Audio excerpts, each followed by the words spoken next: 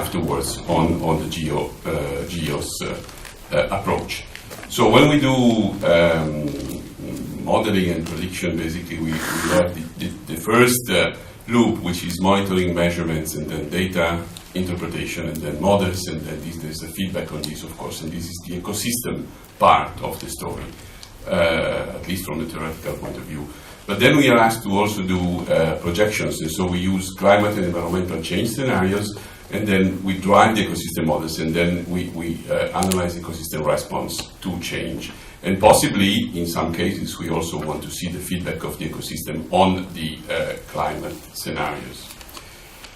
So I will start saying something about this common thing that most of you are doing, and then what are the uncertainties in this kind of approach, which are often forgotten and are starting to be considered in the last few years.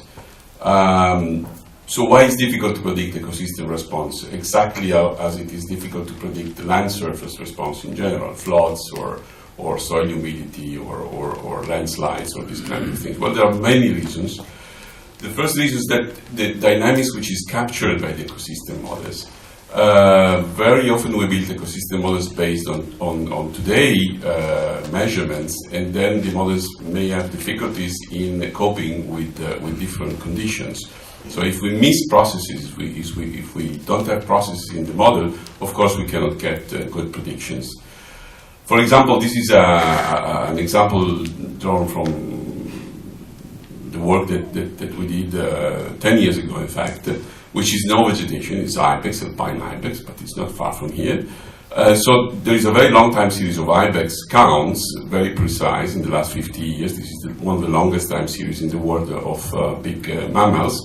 And then the upper curve is the total number of ibex in the Gran Paradiso National Park, and the lower curve is the snow cover, the average depth of snow between November and May. And what you see is that there is an anti-correlation you see by eye, and then you can play all the statistical games you like. But what you see is that there is an anti-correlation between the fluctuation in the population and the winter snow cover. And in fact, if you do it a little better, you discover there is a multiplicative effect between population density and snow cover, and basically it's due to the fact that the carrying capacity of the system is during winter, and if there is a lot of snow and there are a lot of animals, then they do not find enough food. So from this, you can say that basically global warming is good for ibex, because there will be less snow in the Alps, so they will survive more. But if you look at the last 20, 15 years, then you see that the survival of the kids, you start looking better in your population structure. So the kids, the calves, the survival of the kids is decreasing, basically was halved in the last 15 years. So snow has a very complicated effect, because on the other hand, on one end, it does kill directly the adults, so has a negative effect on the population, but on the other end, it has a positive effect. The lack of snow has a negative effect because of various reasons. Survival of the parasites, mismatch. I mean, earlier spring snow melt means earlier bloom of the vegetation, and mismatch with the needs of the mothers in order to produce milk, and also senescence of the ibex population. So all this says that in fact snow is having a very bad effect on the lack of snow is having a very bad effect on the ibex population. This has nothing to do with vegetation. It shows that, well, partly, probably, but it shows that if you miss processes, you can generate completely misleading projections. The second difficulty is that in coping with the future behavior of ecosystems, one has to use very different data sets with different errors, different characteristics, different communities.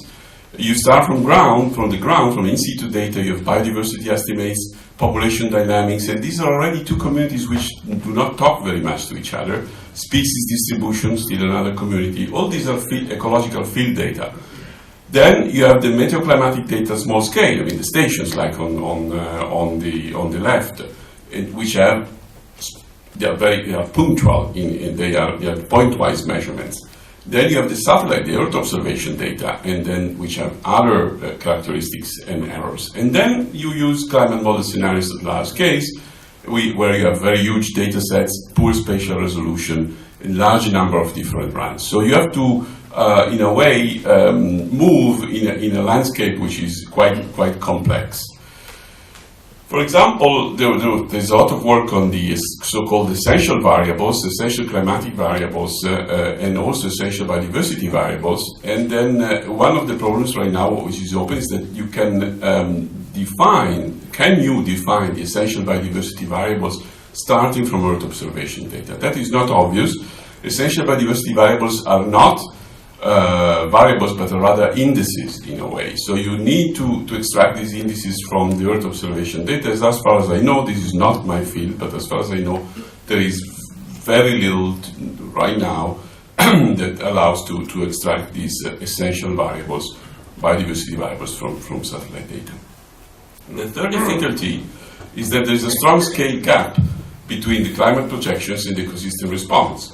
So we first need to downscale the information from the climate models, and this is a whole art in itself. So you start from regional and global climate models, atmospheric models, which have a resolution from, let's say, 20 to 200 kilometers, and then they interact with these large-scale vegetation models, which are coarse-grained descriptions, but then you want to predict the ecosystem response at a scale of a few hundred meters, of 1 kilometer, 2 kilometers. So you need to downscale the procedure.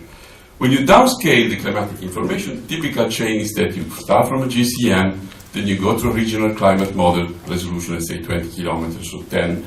Then it's not enough, you do statistical stochastic downscaling, and in the end, you drive your ecosystem model. So you see that this, which is the standard chain, at each step there is a lot of uncertainty. Errors are propagating, piling up, and then in the end you don't really know what is the error on what you have predicted, and this is an important point. Uncertainty. So I was mentioning uncertainty.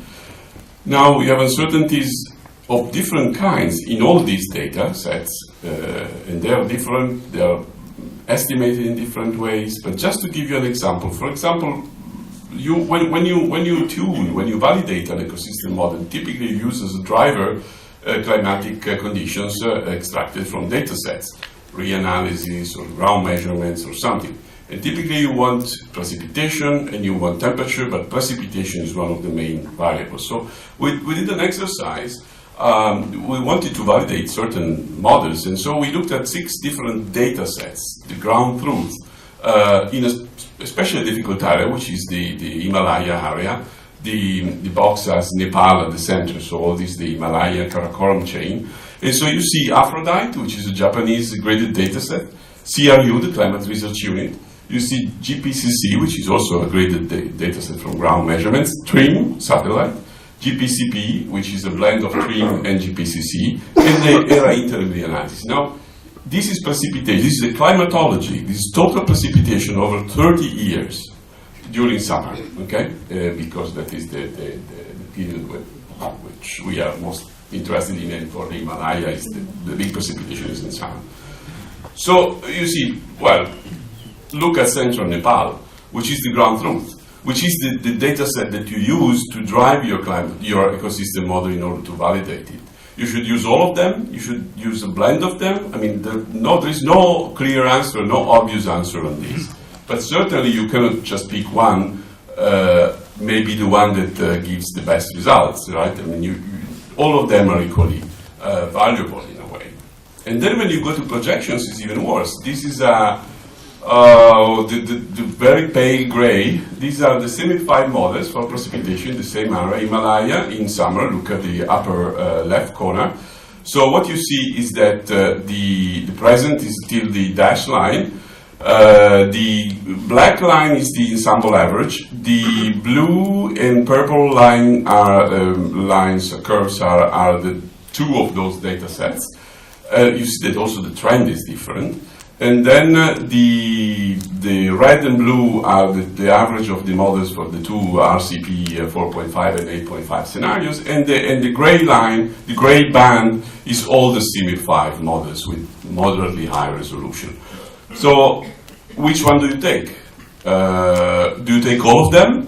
So you have another ensemble. So you have a first ensemble on the parameters of the ecosystem model, and you have another ensemble on all these models, and then you will have another ensemble from the regional downscaling, and another ensemble from the stochastic downscaling. You end up easily with thousands or tens of thousands of possible solutions, and then it's not obvious what you can do. It's not obvious that you can take the average, because this is the average of, so to say, apples and oranges. These are very different models based on different assumptions and so on and so on. Of course, this becomes even worse when you want to consider the feedback of the ecosystem response on climate change, because now you are at very small scale and you need to upscale the information. So you need to feed the information at small scales into the large scale vegetation model and then back up to the climate model. But then how does the big uncertainty that you generated propagate upstream? Does it reduce or does it become even larger? It depends. It depends on linearity, it depends on the properties, on the feedbacks and so on. But it's not given a priori that upscaling will reduce uncertainty. It depends. If you're close to bifurcation, for example, it will not. So this was the motivation, one of the possible motivations. The idea is that in order to cope with these serious problems, we need basically global cooperative actions. We need to make best use of existing data, acknowledging the fact that these very often different data sets give a different picture of the reality, and expand the measurement networks, but when needed. I mean, to answer specific questions. Very often there is the tendency of putting measurement networks just for putting measurement networks. You have to probably have questions in mind before doing so. And then the model should always be validated. Very often one sees projections for future conditions with models that have never been validated before and are not able to reproduce the current situation. Basically we need to have open, in order to continue with this, we need to have open data, because everybody should be able to access the data and see what they say, also the errors in the data. Open models, very often you don't have access to the source codes of the models, especially for big climate models. One good thing, for example, this is a little ad, there is a European initiative on the EC Earth model. EC Earth model is a model is a global climate model started by ECMWF, and it stands as an open source model. So everybody can, at least in Europe, can access the code and say, no, here it's wrong, here you did a stupid thing, and so on and so on. It's a consortium with more than 20 European institutions, and it's currently led by KNMI. And so also you can use freely it's also simplified, but there is more than that, of course. So we have to have this open information, open mind, and one of the possible approaches is, the reason why I've been invited to present it, is the activity of GEO, the Group on Earth Observation. I've seen that there will be another presentation on GeoGlam later in the week.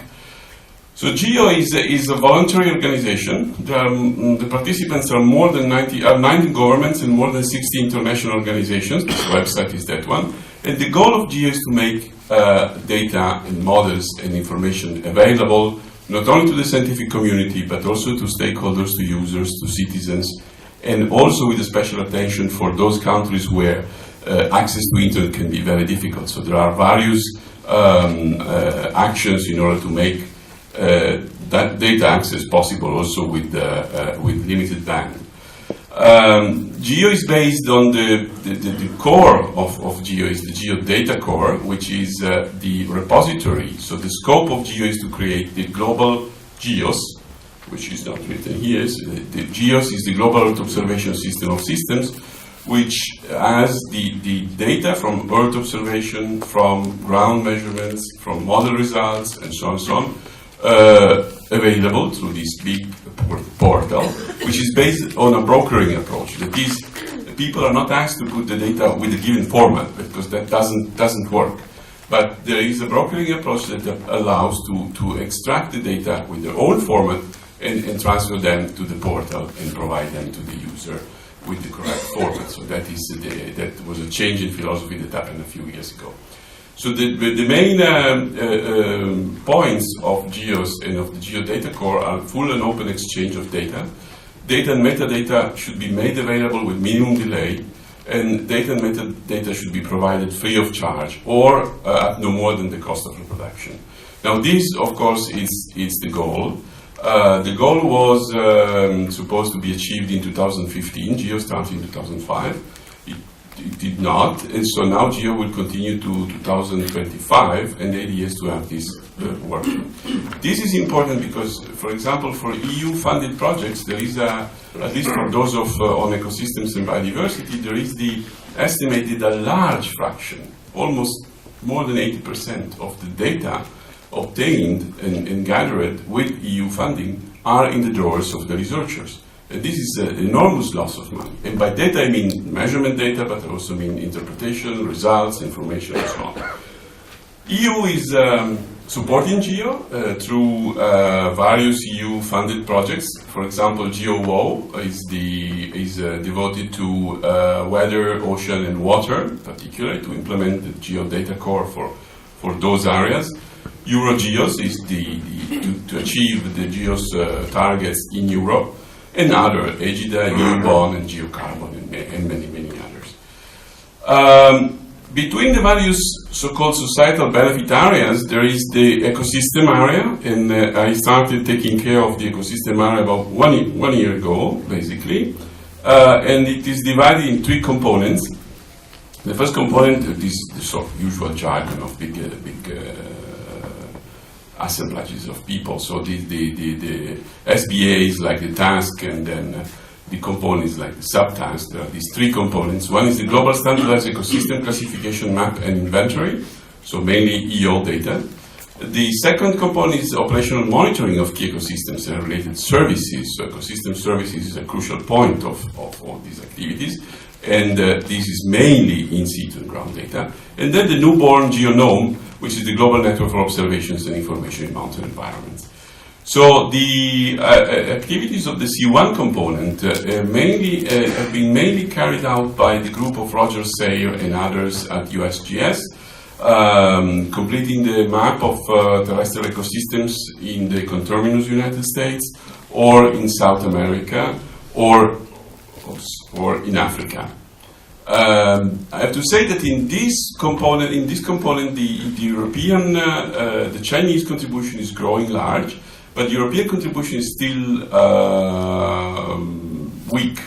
And so I would welcome any volunteer who would like to become very active in this component, because this is still the European part is not much present yet. The second component is on the operational monitoring. So this the focus is on protected areas, and then it's done mainly with a lot with people from the parks, from UNESCO reserves, and so on.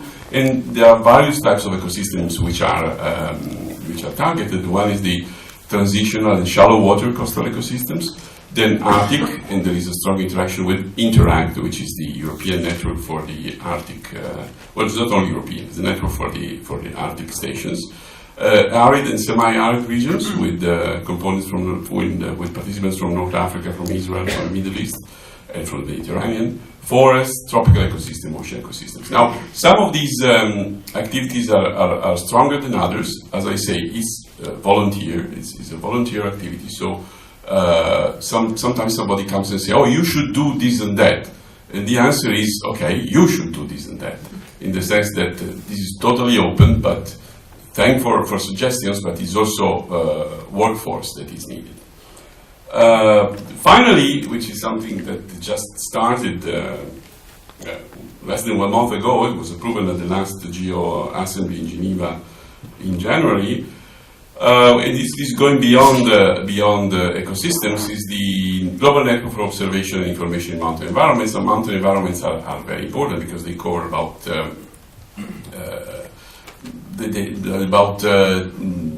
25%, more than 25% of the land area in the world. About 10% of the population lives in the mountains, and there are a lot of biodiversity hotspots in the mountains, and mountains provide a lot of services, ecosystem services, water resources to the lowland areas surrounding the mountains. So the idea is that this network will capitalize on the previous results. There are many local, regional, or thematic networks for the mountains, and then also stimulate new measurements and new observations on specific problems, on specific issues. So, for example, the elevation-dependent warming, whether it's true or not, and many others, and defining also super sites and natural laboratories where to focus the activities.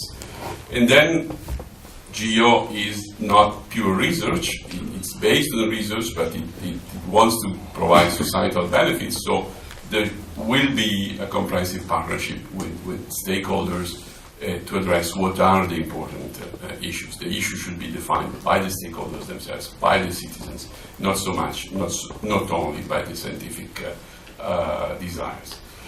And then, of course, develop capacity building strategies and activities in various parts of the world, especially in the developing world. So the actions that will be taken in the coming months is to identify and collect the data at the archives that are already existing, like the archives of ICIMOD. ICIMOD is an association of Himalayan countries, or the Pyrenees Climate Change Observatories, or specific projects from different countries. And then identify the questions to be addressed and stimulate the new measurements, and then start discussing with the politicians and the policymakers in general. Okay, so I think I'm done, and then I would like to thank you for your attention.